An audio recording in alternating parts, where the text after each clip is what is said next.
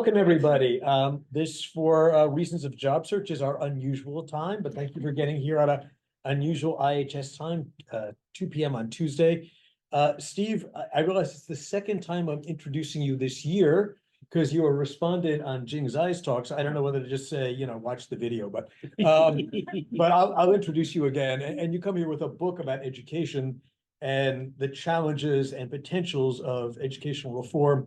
As an expert in every aspect of education, as someone who's taught, massive survey classes and small seminars over many, many years, as someone who's been an executive and an administrator in things ranging from graduate programs to UT's Institute for Transformational Learning, and then the author or editor of, just 14 books.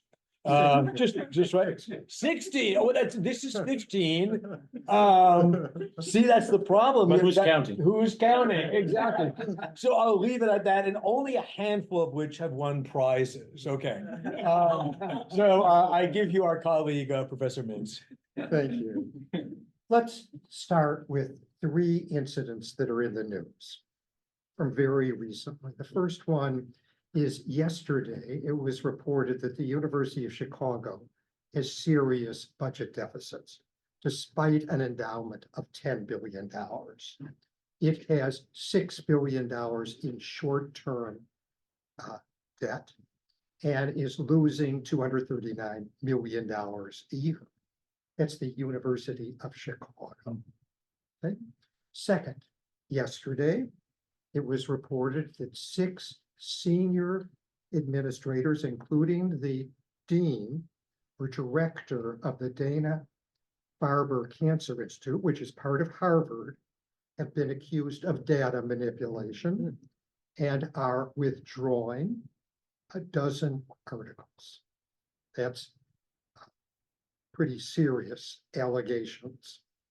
And the third has to do with cutbacks at various universities. As you know, West Virginia University, a flagship campus, is cutting 28 majors, including French and Russian, and it's letting go of 12% of its faculty.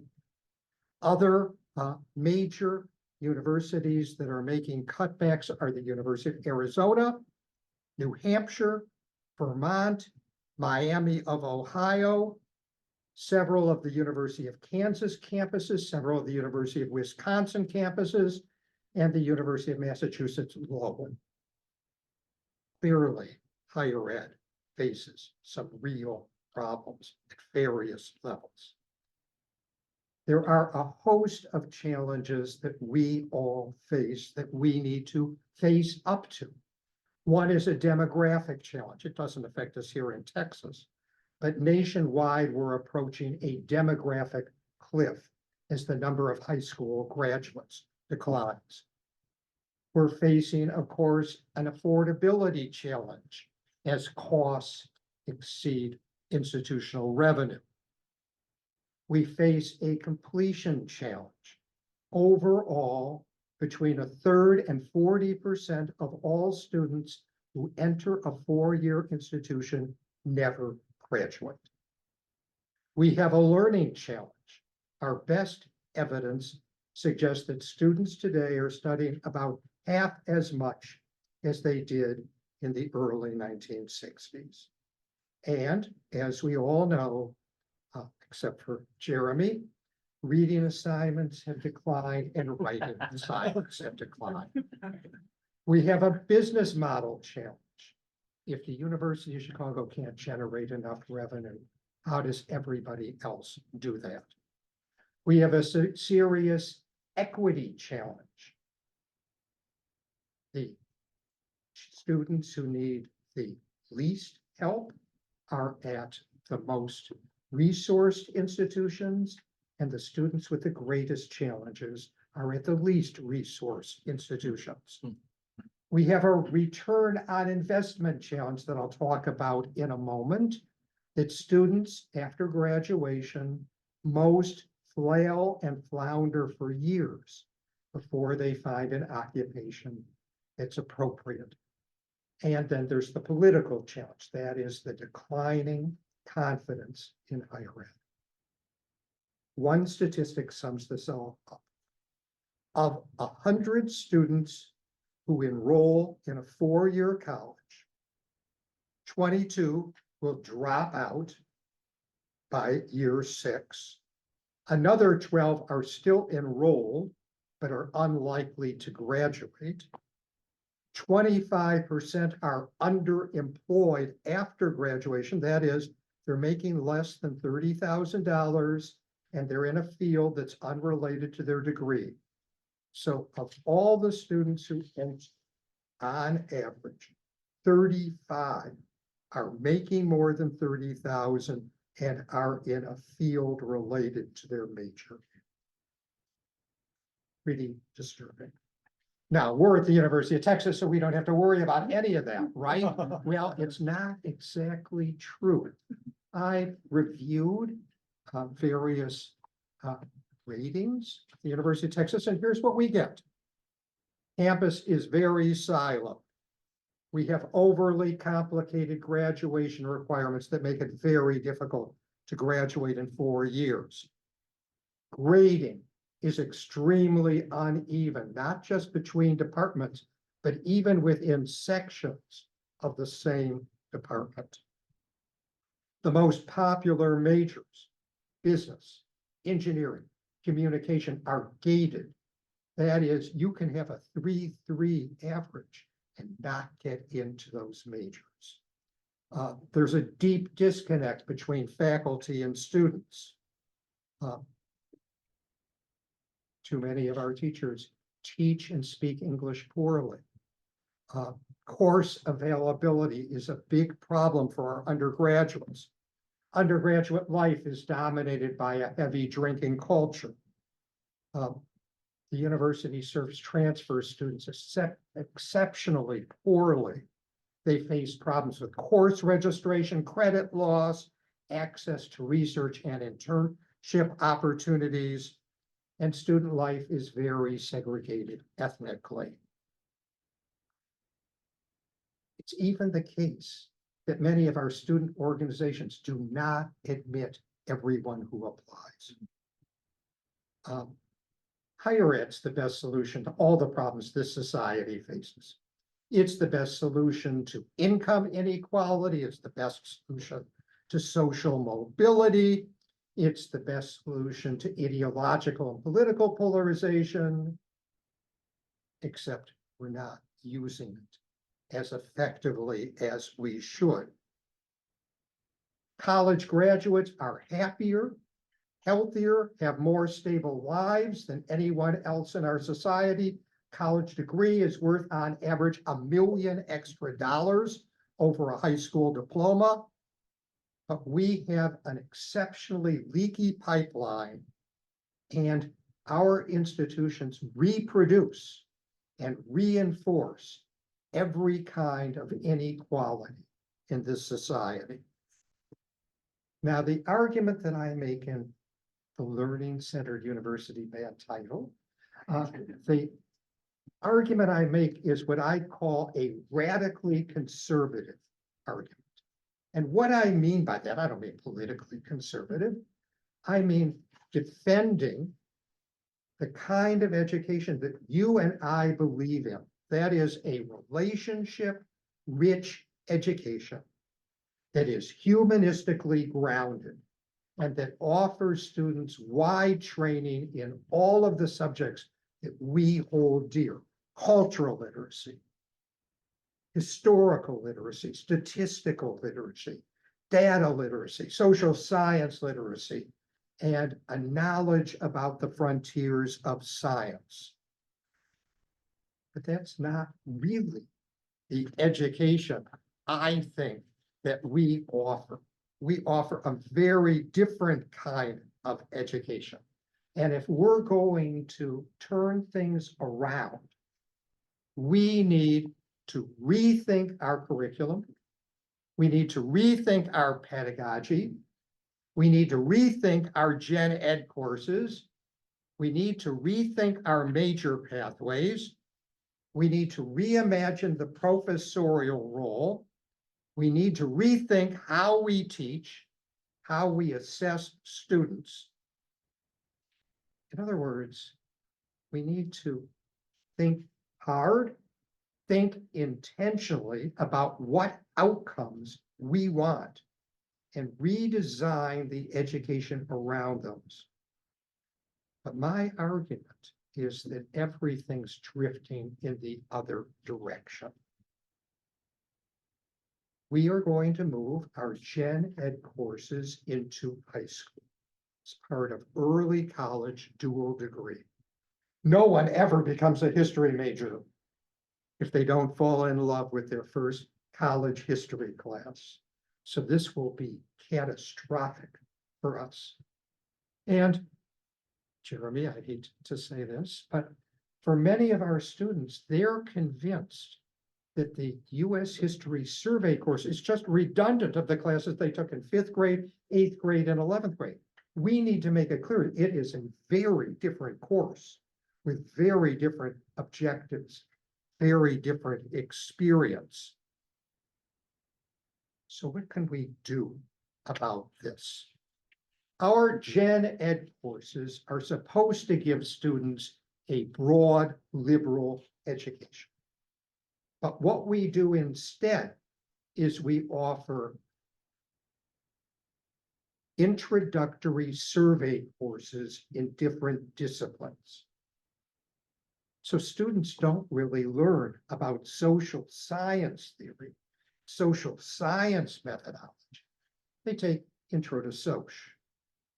In science, they don't get an overview of the frontiers of cosmology and neuroscience, evolution, and the like.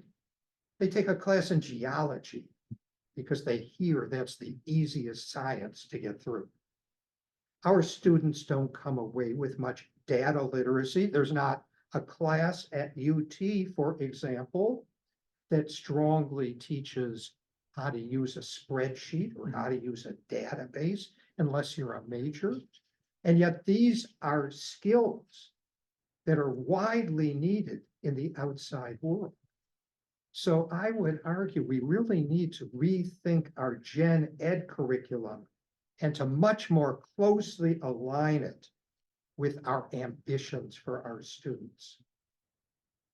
We have incredibly diverse students in our US history survey class, and they want a more comparative, a more global approach to US history. And I know many of us are trying to bring that across, but that needs to be the focus, given the students that we have and the world that we're preparing them for.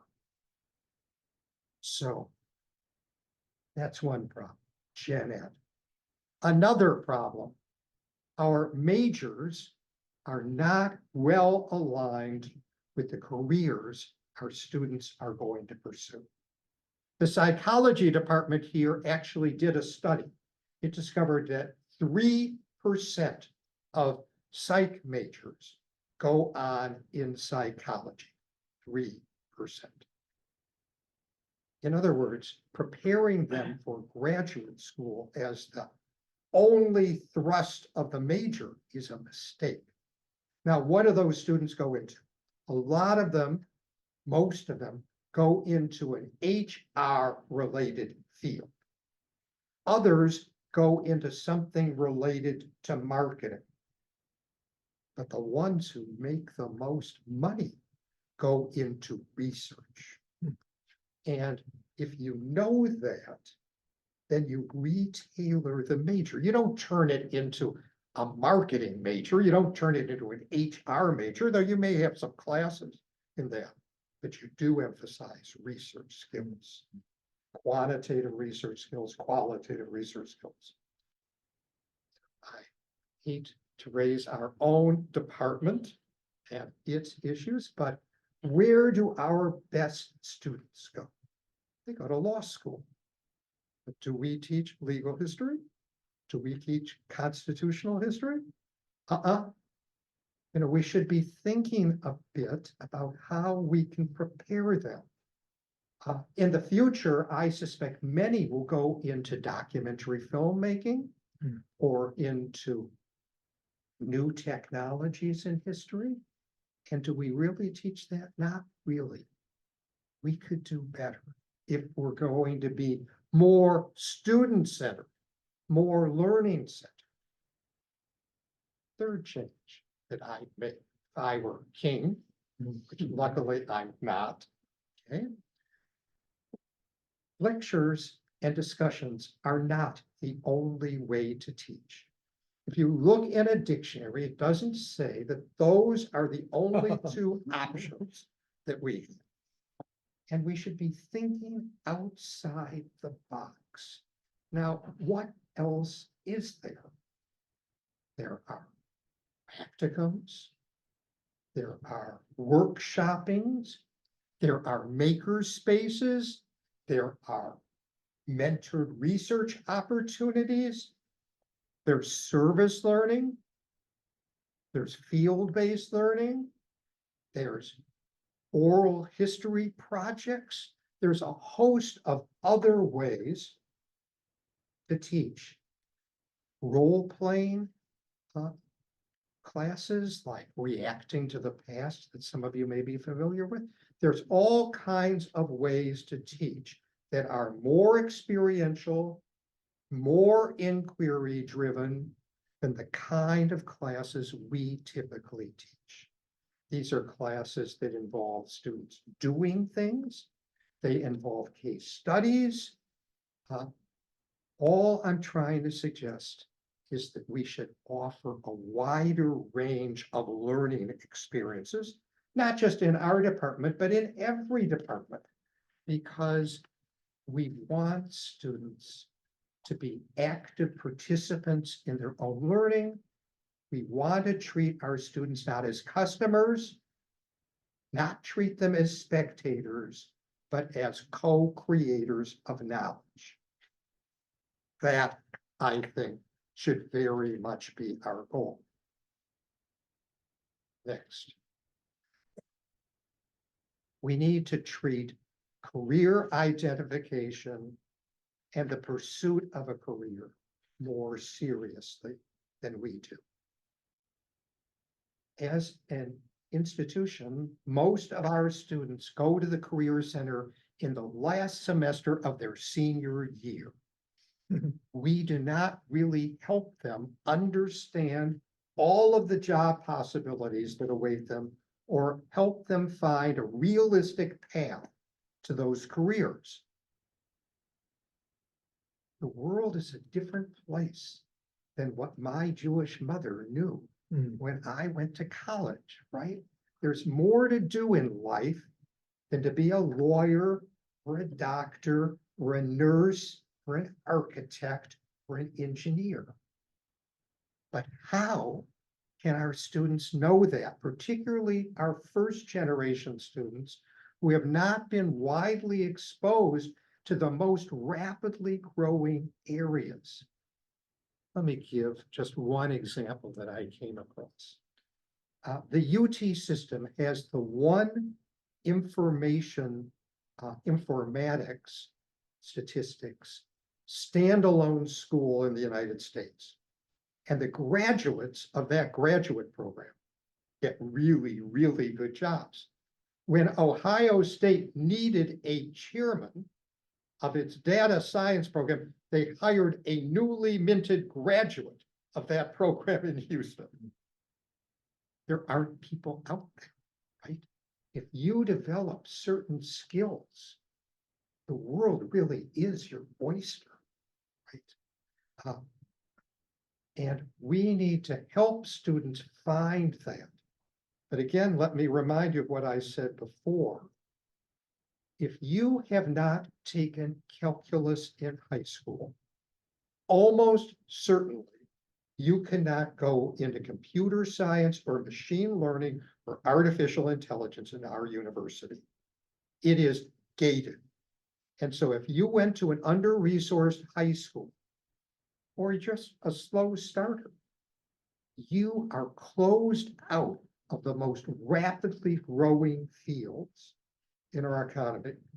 I'll give a stupid example. Self-driving cars, the average salary, self-driving cars is $5 million a year.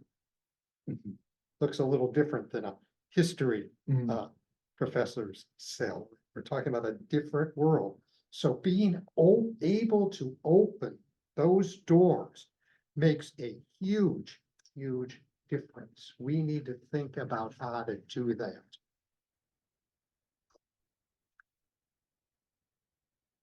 We claim to believe in civic engagement and community service. We don't really care, right? We don't have classes in that. We don't give college credit for that. We haven't really built it into the curriculum. Sure, there are students who do that, right, out of the goodness of their heart, but we haven't made that a major commitment. You teach, our one outreach project to the schools does some of that. But think of all the other ways we could help this city that we don't do. It's just another way thinking what a UT education could be. It's a privilege to teach at this institution, but it's also a privilege for our students to be here. And I believe they need to pay back. And part of that paying back is that willingness to do community service. It's not just UT. I think all highly selective institutions should make their students pay back, because the advantages of going to an institution like this are monumental. So we should expect something in return for that. We need our students to develop more global perspectives. We no longer make learning a foreign language a graduation requirement, but it sure is a wonderful thing. We don't expect every student to study international relations, but in this world, probably they should, right? They need to know more. Maybe they can't become a regional specialist, but they need a sense of the backdrop of all the problems around the world. We should be injecting that, I think, into our curriculum. And they need more research opportunities, and they need more opportunities to create things. I think they'll find their education more engaging, and they'll find it more meaningful. Now, I'm going to give a host of projects that I worked on that I think could make a big difference. And all of these were boutique programs. They were too small, and boutique programs are difficult to scale, but they're still suggestive. And so let me offer a few examples. When we created the new university, Rio Grande Valley, we wanted to create a new curriculum that would really be dramatic, and we called it middle school to medical school. The Valley is horribly underserved in terms of all the health professions. It's debatably the most underserved part of the United States. And so what did we do? We created a program that every class was integrated. So your history class was the history of medicine and public health. Your English class was the literature of pain and illness. Your art history class was representations of the body. Your economics class was health economics. Your math class was health informatics. Your sociology class was sociology of health. Your physics class and your chemistry class all used examples from the body. We spent $5 million on this program. It was a really expensive program, but it was a different kind of education. It was an integrated pathway. And for students who wanted to go into the health professions, they could go into any of the health professions out of this. You could become a doctor, or you could become a nurse, or you could become a health administrator, or a host of other jobs. It was designed to open windows. All you had to do is no, I want to go into healthcare. And we could do that for business. We could do that for other fields, technology, sustainability, and the like. We could think of something quite different. When I was at Columbia, I had some money, and we created after-school programs all across Harlem using our students. And it turned out the schools really welcomed these programs. There was one in philosophy in the schools. And the students would read Plato, and they'd read Kant, and they'd read Hegel. You know, these were in the neighborhood schools. These were in public schools, right in the neighborhood. The students loved it. The principal loved it. Most of my money went for background checking and fingerprinting students, because you can't go into a public school, right, and not be already vetted. But it was good for everybody, right? It wasn't just good for the high school students. It was really good for the graduate students. Another example. When I was at the University of Houston, we created an integrated approach to the core curriculum, the Gen Ed curriculum. I taught history in it. The director of the education director at Museum of Fine Arts Houston did the art history portion.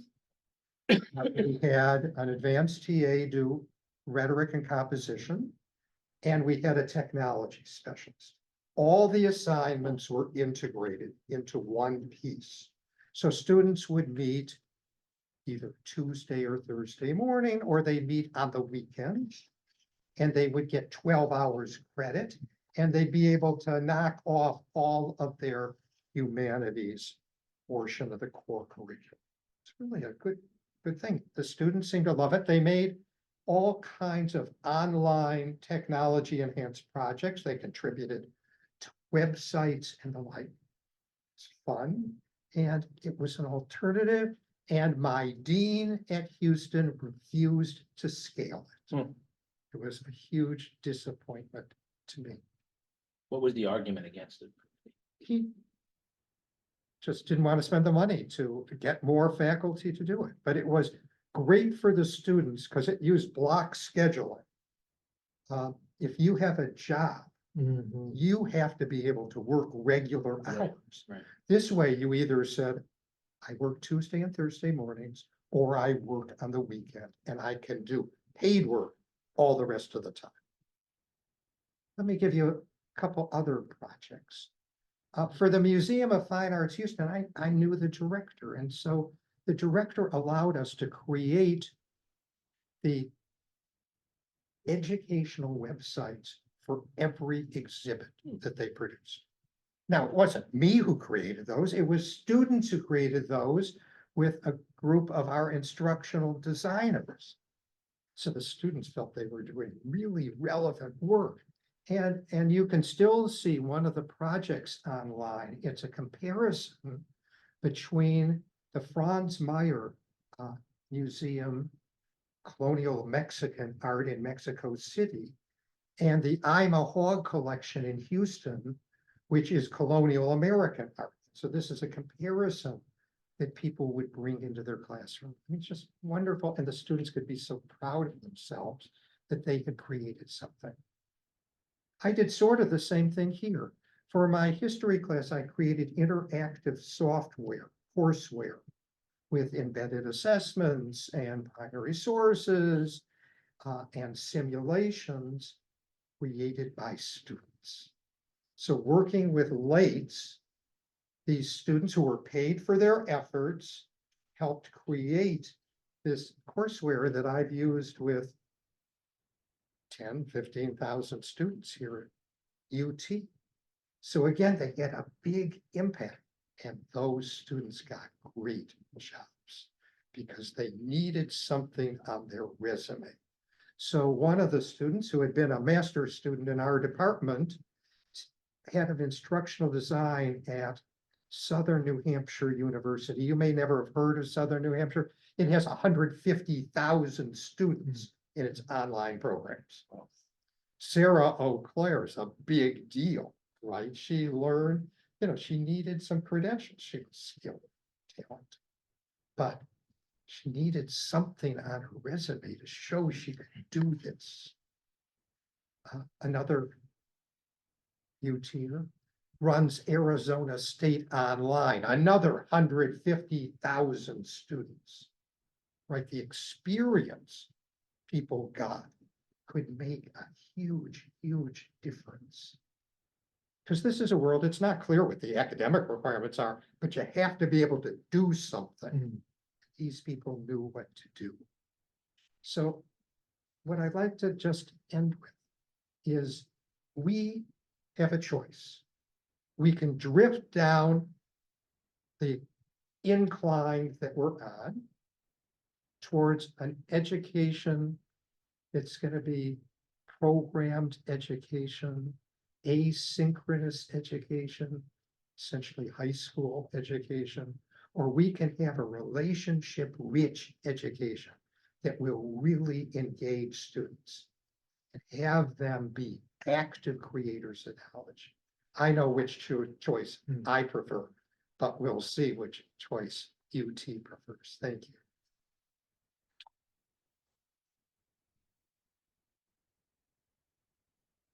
We unmuted? Yes. Oh, we're totally, okay. Oh, Yeah, questions, comments. Jeremy. So I love this, Steve, and you've thought so much about this. You also bring a historian's perspective. So we're really thinking about not just today, but a longer arc here. So I think this is terrific. I have so many questions. The first one, it does feel to me there's a tension. I know it's a creative tension. There's a tension in what you're arguing, right? Because part of what you're saying that resonates with me is students need a deeper experience.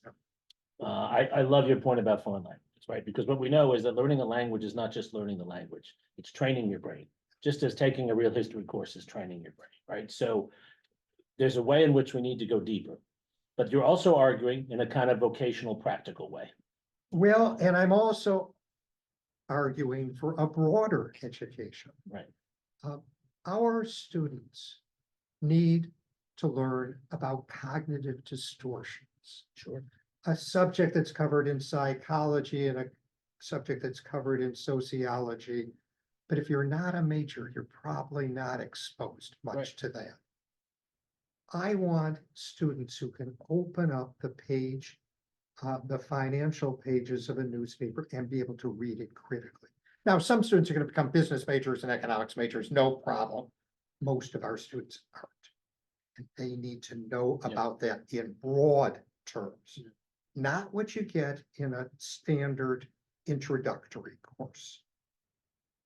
I want students to be able to pick up the science section of the newspaper and be able to read it seriously and critically. Taking a course in geology does not meet that need. So we need to be both broader and deeper. And I would agree with you, we need to pay more attention to helping our students identify possible career paths. Why shouldn't we say, I mean, this is sort of where I tend to come down, but you've thought about it more than I have, that we should do the first two of those things and not the latter. I mean, I'm yet to see a career-oriented approach that is intellectually satisfying, right? College is not about a career.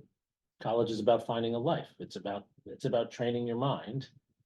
And I'm not sure we're good at the career stuff. I worry that we will train them for yesterday's career rather than doing what you're saying, which is we're training their minds and then they're finding their career. You may well be right. Let me, again, anecdote is not the singular of data, right? And generalizing from anecdotes is really a mistake, but we're historians, we're storytellers, right? That's what we are. Anecdote is our methodology. Right. One of my closest cousin's sons was an English major in college and then went to the University of Chicago as an English graduate and got a PhD there. And he had a choice. He could teach wherever he might get a job, or he could do something else. And teaching wherever he would get a job did not mean Harvard or Yale or Stanford. almost certainly. And so while he was in graduate school, he did a lot of work in technology and new technologies. And after he graduated, he got a job at Netflix, and he became in charge of narrative analysis. As you probably know, at Netflix, they create their shows with algorithms. Right? They know what the audience wants, and then they tell screenwriters how to write about that. That was his job. And so he could have lived in a small town, middle of nowhere, or he could live like he lives in San Francisco, right? And also he could teach in the information school at Berkeley. Was that what he was exactly trained for? Not at all. Is he happy? Absolutely. Is he showing students what is the realm of possibility if you're super smart and motivated? Absolutely. Now, not everybody can get that job. I understand. But we do have to think, as you said, in terms of the future of the economy, not the past of the economy. Actually, you were going to be a college teacher. We're going to get you a college teaching job, whatever we do. But not everybody's going to get one. And so we've got to be thinking of other ways to educate people, because our graduate students are trained to educate. And there are a lot of ways to do it in museums, documentary filmmaking, and a host of other ways. And we've got to do everything we can to encourage that as well. The professional history organization years ago, not too long ago, sponsored 2 years in a row a tuning project. They call it the tuning project. And basically the idea was to connect folks from the high schools, but primarily with the junior colleges and universities with curriculum in mind. How do you connect, make the connection so that it's a continuous creative process of learning? Because once you get together with folks in the classroom, the public schools and junior colleges, the conversation, I mean, there's so many good, bright people will lead you often in good directions. And it was so poorly attended by our faculty. It was a shame. But another thing I was going to say is this idea of service learning. It's what you do. Yeah, absolutely. But the interconnections, I mean, are so important across the pipeline, but also to the community. There's a lot of good people that are doing great things that give us the ideas and the opportunity to collaborate. Give you an example. Well, let me just follow up on that. If you look at what humanists do after they graduate, they tend to move in one of two directions. They tend to move into management disproportionately because they have good people skills, right? They have good communication skills. So it's not surprising they go into management. They also go into nonprofits. Yes. And those are where our students don't, that's not visible to many of our students until they're out. The ethnic studies movement has created all kinds of opportunities, but I think sometimes politics gets in the way of us reaching out, collaborating. But you know, they produced a film in Arizona titled "Precious Knowledge." Lifting this concept of knowledge in a way that makes it so attractive. In other words, knowledge is critical for many of our communities. Well, let me give a follow-up. I don't believe we teach a class in our department targeting teachers about how to teach, you know, high school students, for example, or middle school students, history reflecting current knowledge, you know, the latest scholarship, but really looking at how you teach it, you know, pedagogically. Well, What could be more important than that? That brings up another point. I think the question of the use of history is very important. How are we preparing people to use history, as you're suggesting, saying, not write it and explicitly, but One of the things that's come out of many of these workshops that I've attended is defining what we mean by the generation of knowledge. And one of the things that came out in a couple of places was we're not only teaching subject matter, we're also teaching method. And that's all variety, but we're teaching values, the value of understanding, the liberal arts values. You know, in my first class, I tell my students, I'm teaching you three things. Okay, that's it. First, historical thinking. That historical thinking is as important as any other kind of sociological thinking, anthropological thinking, and the like. That is the idea that there are developments over time, diachronic, dynamic developments that shape the present and that we're usually blind to. Okay? The second is historical method, and that's evidence reading, right? Using evidence. And the third is connecting past to present. You know, hopefully in my work, I do more than those three things, but in the class, if they can come away with those three things, then I've done my job, right? It's not simply to cover from 1492 to the present. It's to teach those three skills. I think this is the value of oral history, because I think a lot of the good learning occurs when you connect your own personal world with the larger world.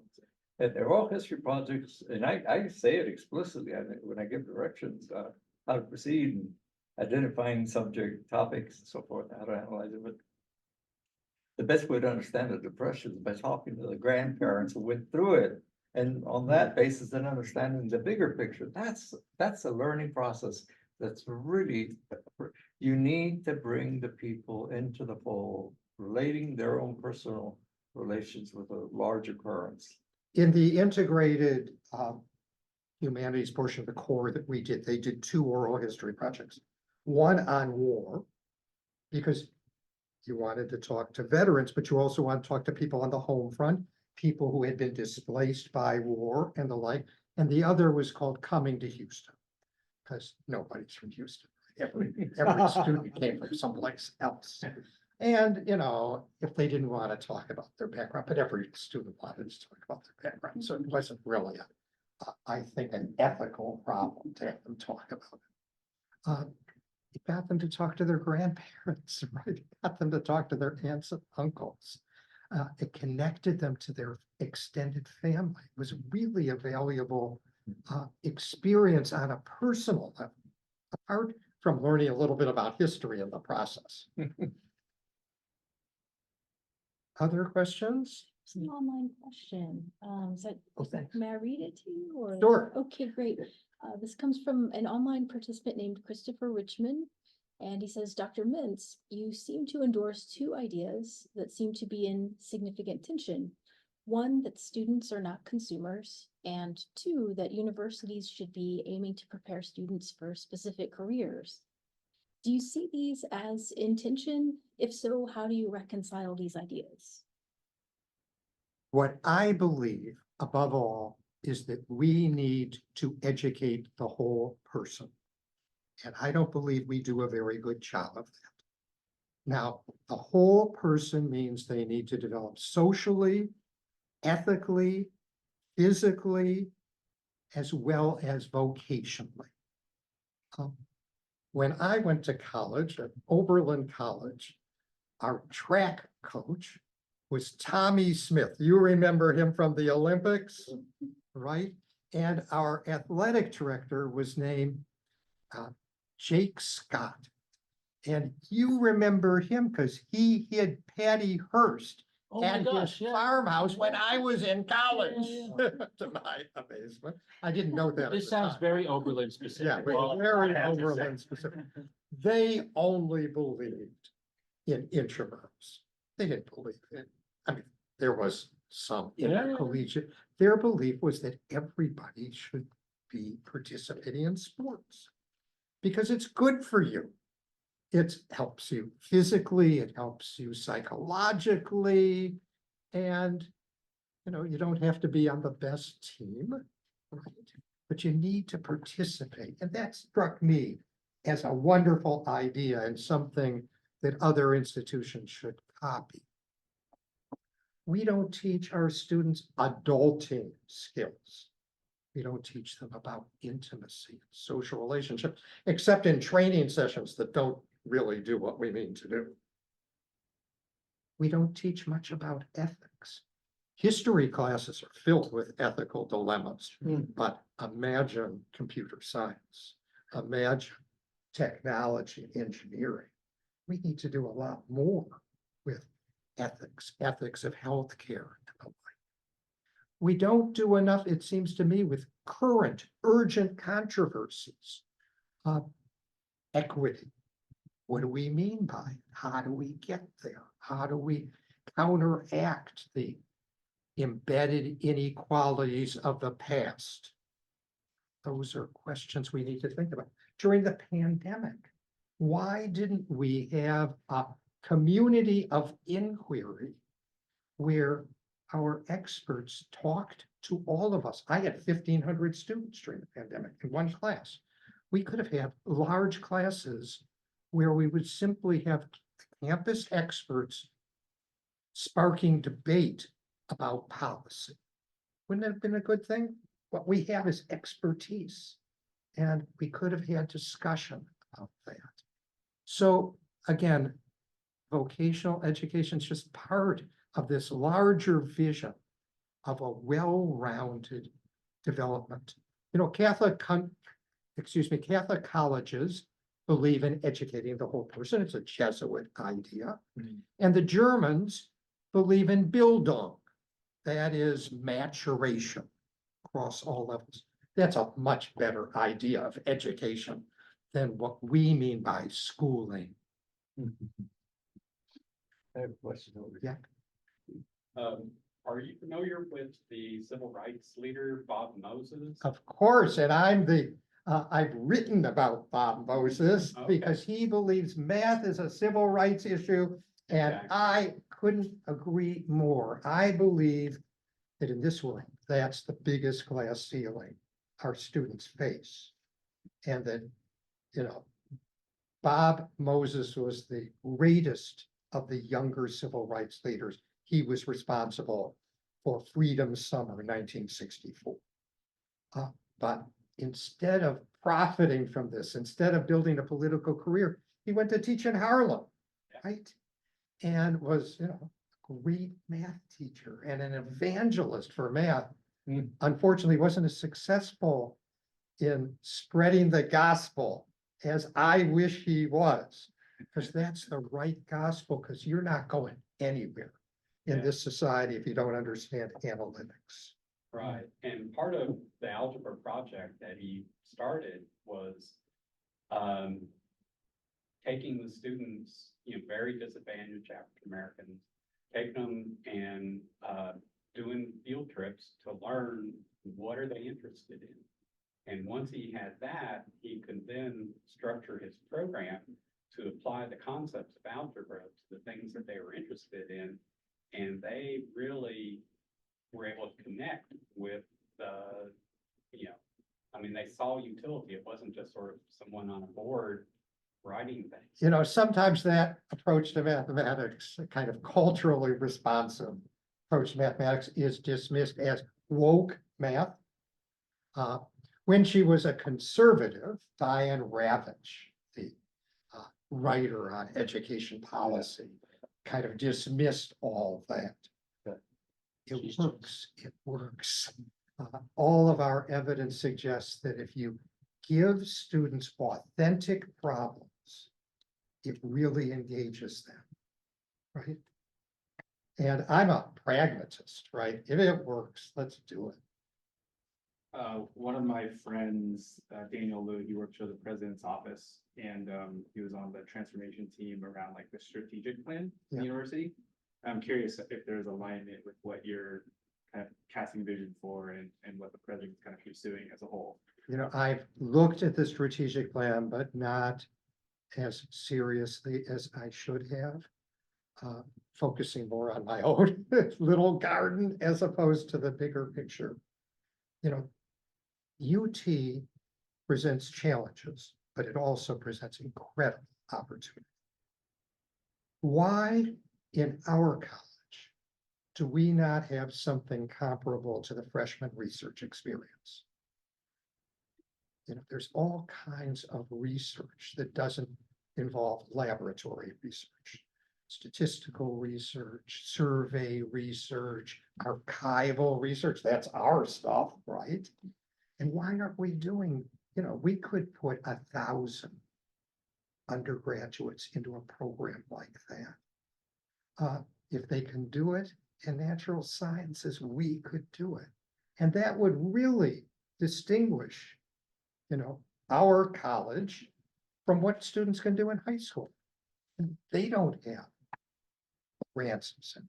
They don't have Benson Collection. They don't have the Prisco Center. Come on, we can do stuff that nobody else can do. Let's take advantage of that. I have a question. What do you think about this institution being an educational institution, but also a business enterprise? But there's moments, I think, when those two purposes don't necessarily jive or come in contradiction, and decisions have to be made for the common good. But I wonder, you know, I mean, other institutions like museums have that classic problem. You want to be true to the history, but at the same time, you want to cater to people so that they can come and pay the entrance fee. But what about the institution like this that is so wealthy and can do just about anything they wanted? But sometimes I think the economic side of things, financial side of things gets in the way, perhaps. Well, there is much that I don't understand about the finances, even though I've actually looked into them quite closely. In 2012, when I arrived in Austin to work for the UT system, this department had 90 people. Yes, No, you're shaking your head. did not. 90 people who were listed as teaching. Now, that included professors, it included adjuncts, it included lecturers, and it included some postdocs and some graduate students who were doing teaching, but not not grading. They were doing actual teaching like you. And today that figure is 54. Okay, that's a huge difference. That's a huge cost savings to the institution. In that same period, the university, in its infinite wisdom, has largely moved the teaching of rhetoric and composition off campus. It's largely done now for most students, 2/3 of the students, at community college or at various online programs. Huge cost savings for this institution.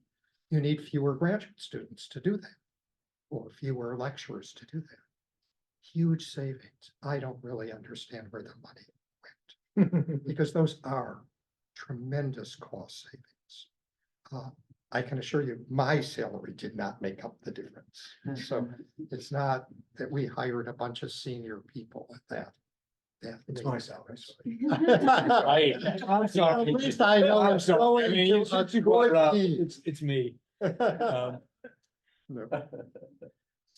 So, I mean, I think you bring up so many valuable points and you've thought about a lot of these elements, Steve, but the challenge, right? Because I imagine a thoughtful university leader sitting here saying yes to everything. And the problem is you can't do everything.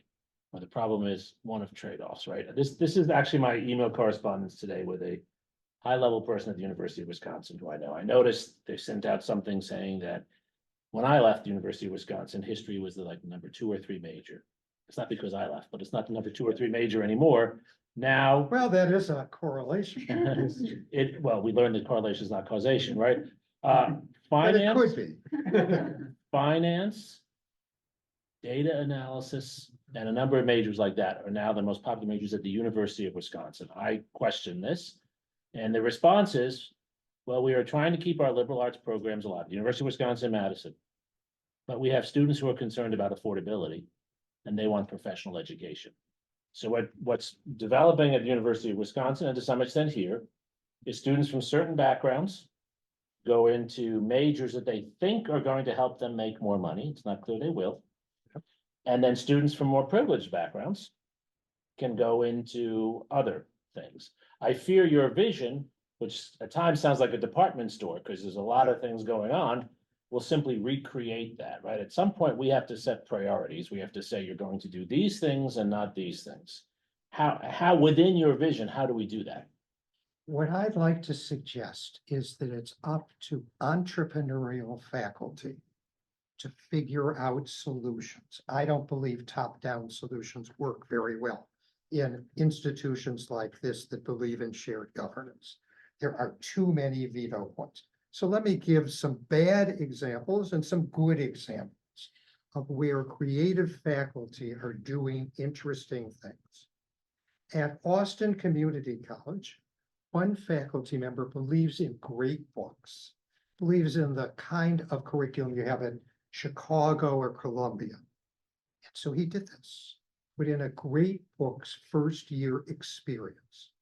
It's now taught to 2,000 students a semester there. It's called the Great Questions Curriculum. It includes, they read some great texts, Arts of the Republic, for example, and they learn a lot of study skills in that. So it turned out it could be scaled, even at an institution, a community college where you don't have a large tenured faculty to work with. They've trained hundreds of faculty to participate in that, and it's been pretty successful. Very different example, Harvard. Harvard has, in an average year, 35 English majors, right? It's not just poor students who have voted with their feet, you know, as it is, over 50% of all Harvard graduates go into consulting, finance, or the business side of tech. Okay, so there's not so many English majors. So what are they going to do about that? Well, Stephen Greenblatt, Louis Manand came up with a solution. They were going to teach great books, right? And tell students that if you wanted, you know, a serious education, come study with us. So they were able to attract a lot of students then. Other faculty in the English department, again, remember they only have 35 majors. They have more faculty than they have majors. Did the art of looking and the art of listening and the art of reading. They were just creative. Gutman Community College, part of the City University of New York, introduced an ethnography of work class for first-year students, where they could think a lot about the workplace, think about a lot about job market trends, go do some shadowing inside a business. There was a way to get students more excited about the education they were getting. You know, so there's a lot of interesting experiments going out there.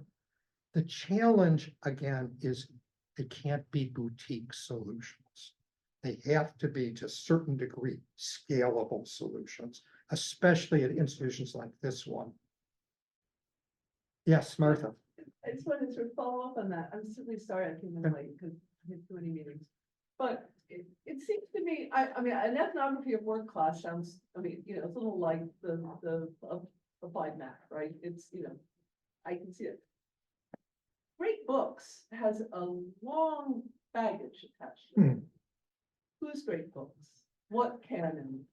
Et cetera, et cetera. Absolutely, they And- internationalize the canon to a certain extent at ACC. Different than teaching an ethnography of work, and I guess I'm yeah, Stephen Greenblatt standing up, and I'm not sure that's going to do it. Like, I mean, so what? I mean, are you really saying these two things are equivalent, or they're just one of many of different solutions? There are many Because different solutions to the I problems just we see them as face. very different kinds of classes, and I mean, people have tried great books. CTI's trying to teach great books right now, right? That's what they are. They're great books. It's, you know, Let 1,000 We've flowers tried. bloom, No. try many things and see what works. You know, Mia Carter, one of the associate What? Great books don't have to be the books that were considered great 60 years ago. Well, that is true, but it's just that when you start saying you're teaching great books, that has a We don't know, nobody, 75-year-old baggage attached to it. you can't let the baggage determine decide what you're going to do or not. It has bad baggage.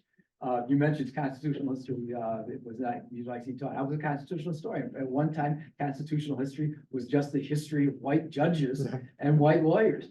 But of course, once you open your mind a little bit to the reality of things, you know that it isn't just that. It's the same thing. I think we shouldn't, the one thing I've been silent except for one thing, which is to hear wonderful ideas possibly lost because they're pigeonholed in old notions of what they consisted of. Now, that doesn't mean I think all your ideas were wonderful, Steve, but I think we have to transcend those as historians. If anybody can transcend that problem, that a particular thing was one way 50 years ago, and therefore we shouldn't consider it.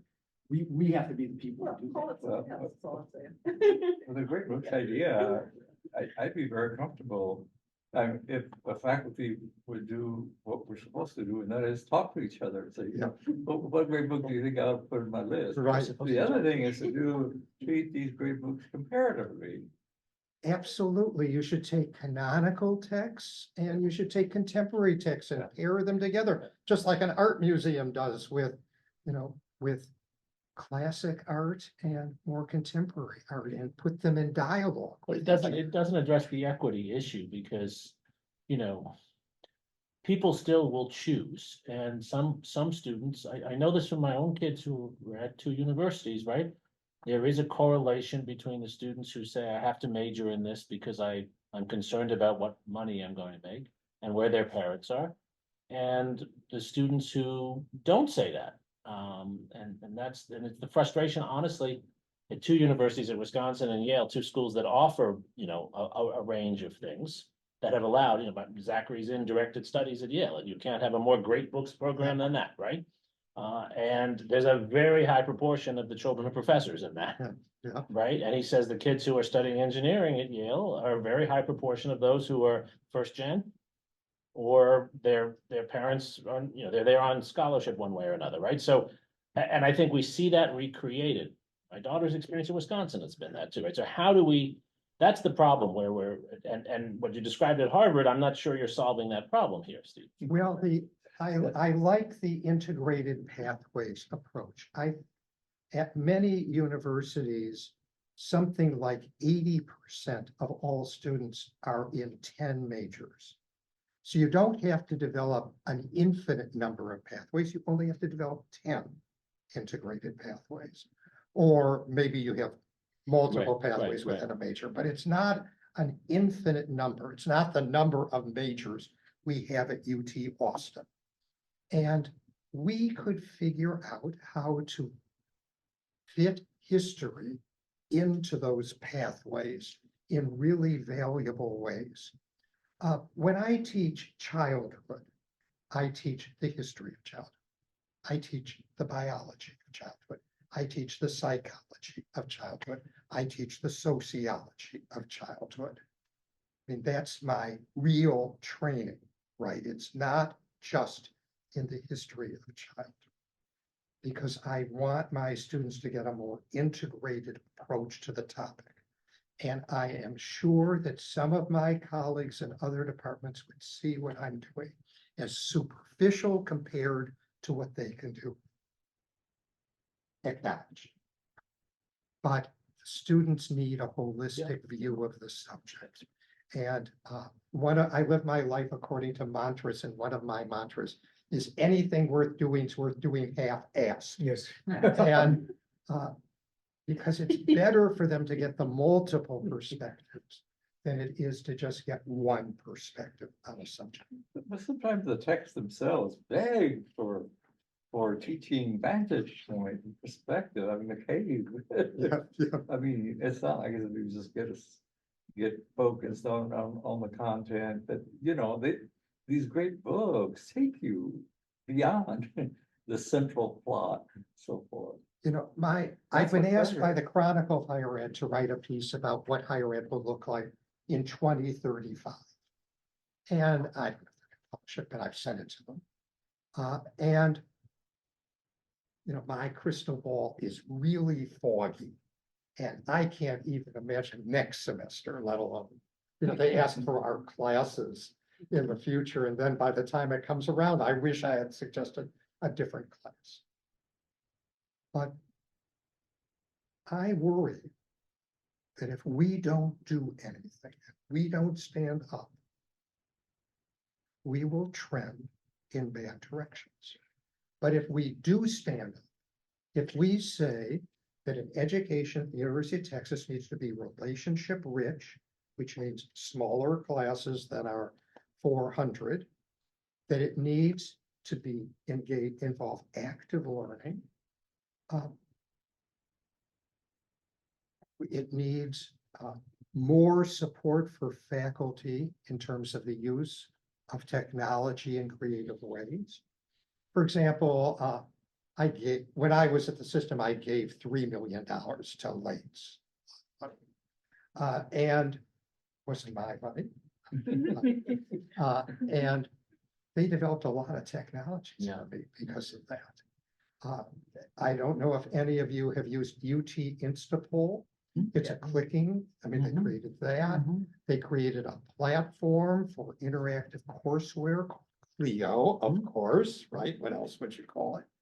They've upped a lot of technologies. We need more of that. And I think if there is pressure from faculty to place greater priority on the quality of teaching, we'll see a reaction. They're very responsive to pressure, I think. Well, that one of the things we need is this kind of conversation within the department. Why don't we talk to each other about what is important and what we do? And, I know we have so much to do, but I don't know, 15 minutes at every EC meeting, perhaps we could share some experiences and bridge the whole curriculum and the teaching of it.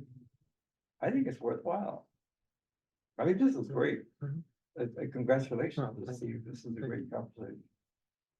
So which would you like first, Steve? The challenging question or the laudatory comment? No, just challenging question. Oh, in that case, I have to No read the comment. laudatory comment because I have upcoming on Thursday, right? We were talking in-house and Santiago was here about developing some history and computing thing. And, the place we stopped was a lot of our natural history undergrads would be challenged by the level of CS that we're hoping to demand. So we kind of paused there thinking, how do we basically make an ask of CS? And then it turned out CS is coming to us. So it's really quite, auspicious that we have CS thinking, how do we work with history? Just as history was getting to a point where we were thinking of asking CS. And it's nice that the dean thinks it's a great idea. So thank you, since I have this meeting coming up, for giving me I now have a book that says it's a great idea. So thank you for that, but it's, and very But much. there's different ways to do it. Oh, yeah. Stanford tried what was called CS plus, Mhm. which all the humanities programs paired, but you had to do both. There's another approach, which is a more cooperative Mhm. partnership approach. History students have certain kinds of expertise. Right. Many of the most popular video games are historical. Not great history, but they're historical. Civilization, for example. A lot of kids, that's their knowledge about history. We could help those games, right? We could make them a little bit more historically accurate. We could make them more interesting because the people who are designing it don't know much history. We could, in partnership, we could do some interesting things too that don't require our students to be great programmers. Well, let me pivot on something you said. Anything worth doing is worth doing, half-assed. Is, as soon as we recognize, I almost hate the term fluency in a language because I have no idea what it means. Yeah. Right. I do not know what it means. Right. Does it mean, absolute native proficiency? I always joke, does it mean you can understand a joke in that language? You can spontaneously make a joke? Does it mean, you dialed up order delivery and it actually showed up at your house? So like, what does it mean, right? We think it's like some sort of functional level of adequate communication necessary to what makes your life better. And then we say, well, math is a language and computer science is a language, and then you either do it or you don't. And we have no sense that there is, we have the term like, we have, what is it? You don't call it kitchen Spanish anymore. But, we have this, it's like you have some sort of rule of passing ability, tourist level Spanish, kitchen Spanish. We have no sense of kitchen level math. Right, I just discovered that now it's woke to say that, right? But we have this sense of like, actually enough math to know what it is. There's a math kid maybe down the hall, but like, you have to identify it, describe it. What you're beginning to describe is connecting different levels of proficiency, because the way we've done it now is Right. either you're in or you're out, you either do math or you don't. And it's not even ChatGPT. There was something called Mathematica years ago, right? Yeah. You slap in a calculus problem, it gives Yep. you the answer, but you actually have to know what the answer is, because unless you can say, oh, this is a calculus problem, you can't put it into Mathematica. And like a math department would sneer at that skill. What about a program that says, you're coming in this from history, we're going to teach you Mathematica. You need to know calculus at this really lame ass, I don't know, like seguros de autos y casas, right? It's just, it's like, that's how well I know calculus, but shit, I know I can look around the landscape. This makes sense, or am I like just Well, ranting? no, it makes, So- there's another reason Yes. for doing what you're calling for. I have no idea the gender breakdown here at UT. At Hunter College, where I was student success for a year, it was 90% male. Right. And very few underrepresented minorities. And that's not a sustainable model.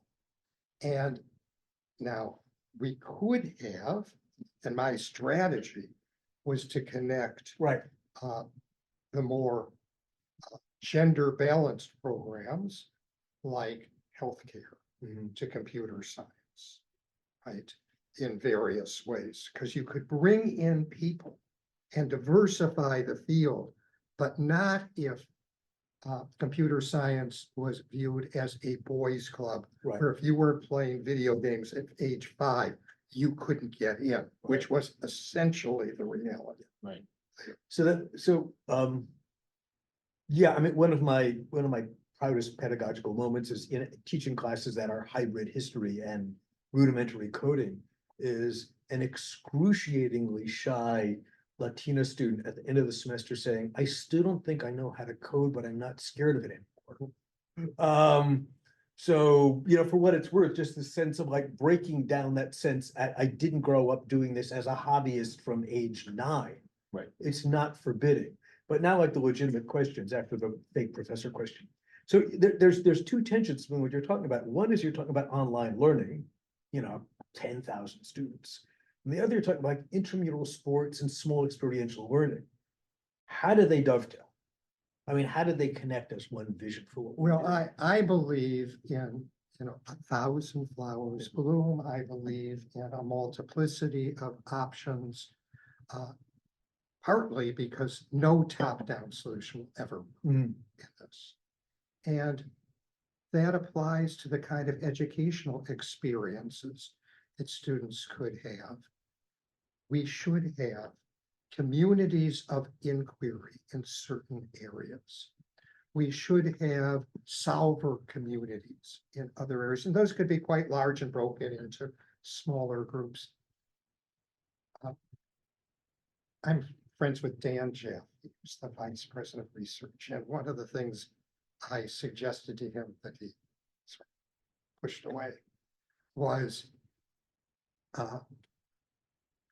why is it that I could be at UT and I never met the Nobel Prize winner who invented the lithium-ion battery? How could I be here?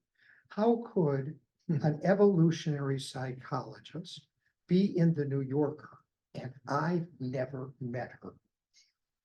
And it goes on and on. Remember last summer, some of our colleagues in computer science were able to read people's minds without implants in them. They literally were able to translate people's thoughts into speech. I have never met them. They are our colleagues. They are within a few thousand feet of where we are. And we've never integrated that into the curriculum. I mean, that we have some of the great, Stephen, I was told by the provost at MIT that Steven Weinberg, Big Steve, as he explained, was the greatest theoretical physicist since Einstein. And I never met him. That's ridiculous, right? I mean, we need, our students should be exposed or have the opportunity to be exposed to the very best people on this campus, the people who really are changing the world. Of course, somebody's at the table should talk. Ask a question before I do, please. Thank you. Like, I don't have a very practical questions because I think for us young scholars, it's like it's hard to make a systematic structure changes. But we are teaching classes. So in a classroom and how to what are the strategies or the techniques you can give us some recommendations. And I also have a second question. It's like we talk so much about AI, and I want to know your opinions on how to use AI in a classroom. I use AI a lot, and I teach a class on museums. I was going to talk about surrealism, and a lot of the students had blank faces. I mean, I assumed everybody knew Salvador Dali and the like, right? But they didn't. So I took out Dali 3 and said, draw a surrealist version of the UT Tower, right? And instantly I had this wonderful scene on the board that then allowed me to talk a little bit about what this was. And it was possible also to, I never want a student paper that's worse than ChatGPT could do or Wikipedia, but I certainly want them better. And so being able to show them what a ChatGPT might say about something and how they could move beyond that allows them to elevate their own work, I think.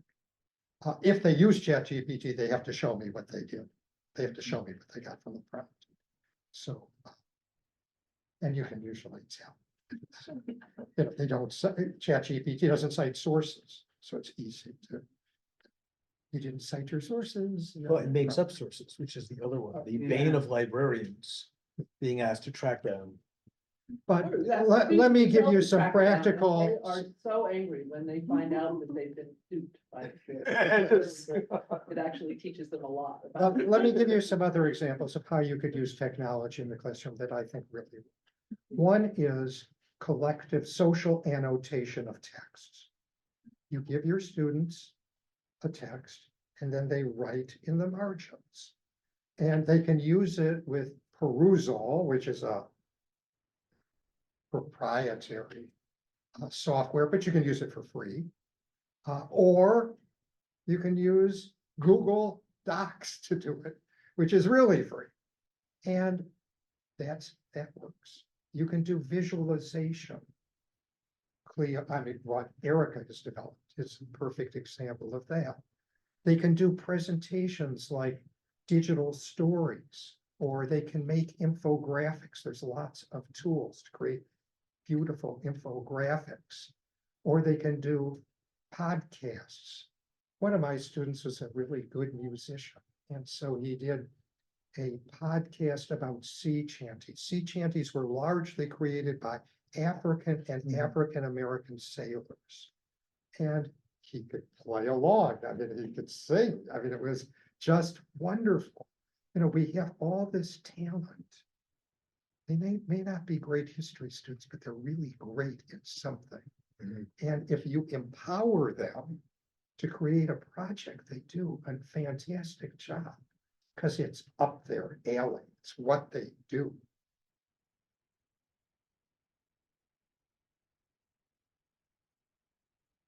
Can I also share a little bit how I use AI in my classroom? Please. So I just gave them, I want them to know how to use the best direct word and order to use AI. So it's at the beginning, I will just give them a discussion session and let them to show me what kind of AI they are using. So it's much more beyond the ChatGPT. And then what kind of afterwards during assignments, I told them if they use AI for any of the assignments, they will get 1 score of bonus score. But they have to say that which AI they use and in which way they use, why this is better than the traditional way of doing it. So I believe that it's very hard to do a work that just like as bad as ChatGPT, but if they want to be better, there must be some tricks and some orders, and I want them to show that part. You know, one of the things I did when I worked for the system was we invested in edX. Probably an error in retrospect, but and because we had a very different vision of how edX was supposed to evolve, and it didn't follow that. But one of the areas that it was supposed to evolve in, it was supposed to develop essay auto graders. And one thing that you'll find interesting is if you put students' work into ChatGPT, it does not a bad job of critiquing the work, which is quite amazing, right? You know, does it do as good a job as we could do if we really focused attention on it? No. You know, we bring a lot more knowledge. Doesn't do a bad job, right? And for students, this could be helpful in improving the quality of their own work, right? Of getting a critique that's low stakes, right? Doesn't matter. They can do it themselves. But it's actually quite interesting how it can actually dissect a short essay better than you would think. So the technology is a little more advanced than we thought it might be. If you're going to give a lecture, it's often worth it to ask ChatGPT, what would you say about this topic? Because it shows you sort of what the conventional wisdom is. You don't want to do that. So yes, but it might suggest some topics that you should cover, that you might have forgotten or ignored. It seems to me, Steve, that at the core of your argument, and I haven't read the book yet, I read the piece, I've listened to you here, and I've talked to you obviously many times about it, that the core of your argument is that the university is not learning centered enough. Right. And you put out, as you say, you know, you yourself have put out 1,000 flowers to bloom in different ways one could think about this. That's one way, right? This is the sort of an agency-centered approach to history, right? But another approach would be a structural one, which would say that the problem is not that there aren't all these ideas out there, because many of your ideas are not unique to you. There Right. are a lot of No, people not who at follow all. them. Not at all. Right? But that the structure of the university is actually Harder to change a university than to move a cemetery. but maybe that's where we have to be, right? I mean, so for example, you know, is it appropriate that we divide ourselves into departments the way we do? Does it make sense that we set up colleges that sometimes duplicate and compete? Does it make sense that we create the incentives that we have? I mean, I get your point about how top-down leadership will not give us innovation in the classroom, but top-down leadership is incentivizing or disincentivizing things every single day, right? You know, if one were to think outside the box in a serious way, then one would realize that higher ed is built around boxes, about start dates, about 15-week semesters, Right. about the department-based organization. Right. And all of those boxes, which date back to the late 19th century, early 20th century, Precisely. may not be the best way to Yeah. do things Yeah. anymore. Even credits, I just say, you know this, but Yeah, most the people credit don't. hour. Yeah, the credit, I at one point did some research for prior administration on this, right? The credit hour was created for administrative purposes. No one ever thought in the late 19th century a credit matched up with what you learn. But now we say you graduate when you get a certain number of credits, as if that's some kind of learning stamp, right? That makes no sense. You know, one of the things that concerns me is we consider 15 hours a full course load, and very few of my students are capable of doing 5 classes justice in a semester. I agree. I agree. and not with the amount of work and extracurriculars that they Precisely. perform.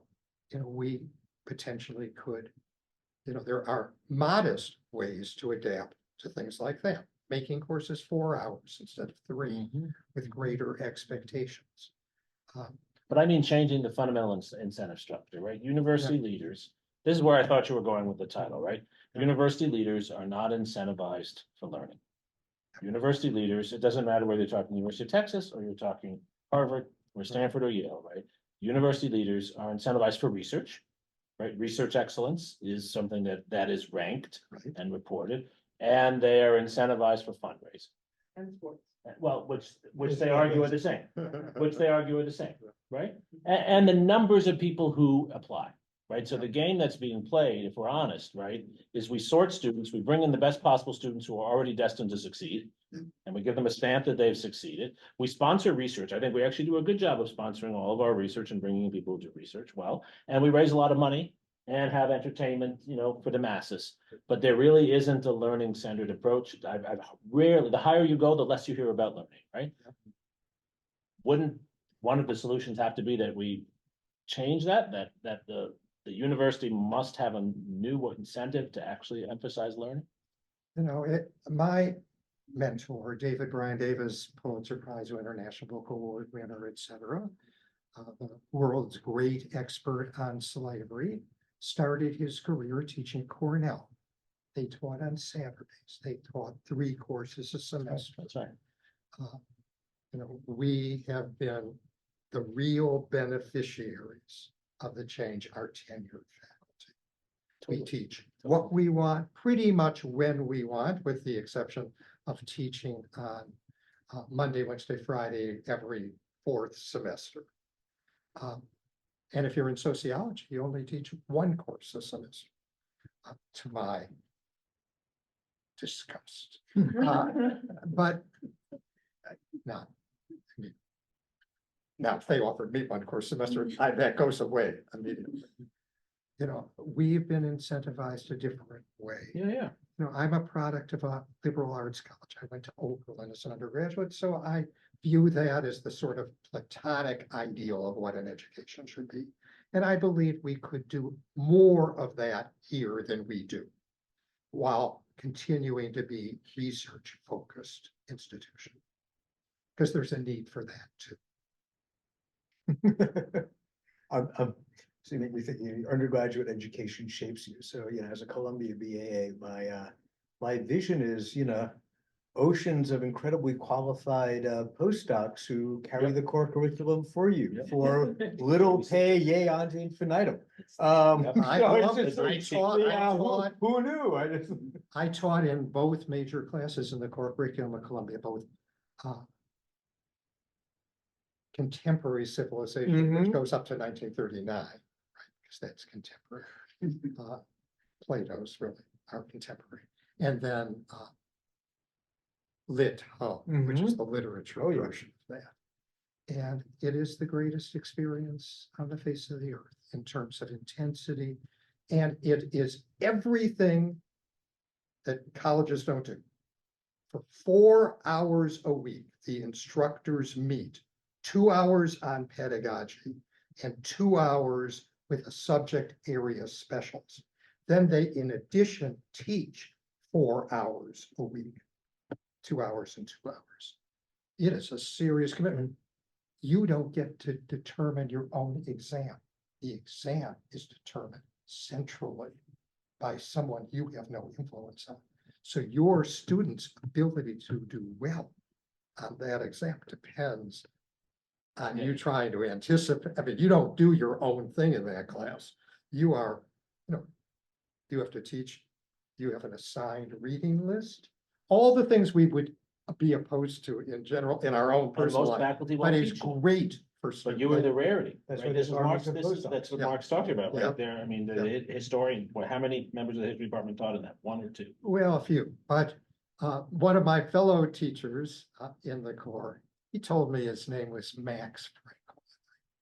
I knew a Max Frankel, but it couldn't be him because he had to be dead. That was the New York Times editor in the 1960s and 1970s, who knew everybody in the world, right? I mean, knew Charles de Gaulle and John Kennedy and so. And that's who that was. These students had no idea who they were, who was leading their section. One of the most interesting people in the world was there. That's a really optimistic note to end on. Yeah, So let's. that's there. Thank you. Excellent. Well done. Well done.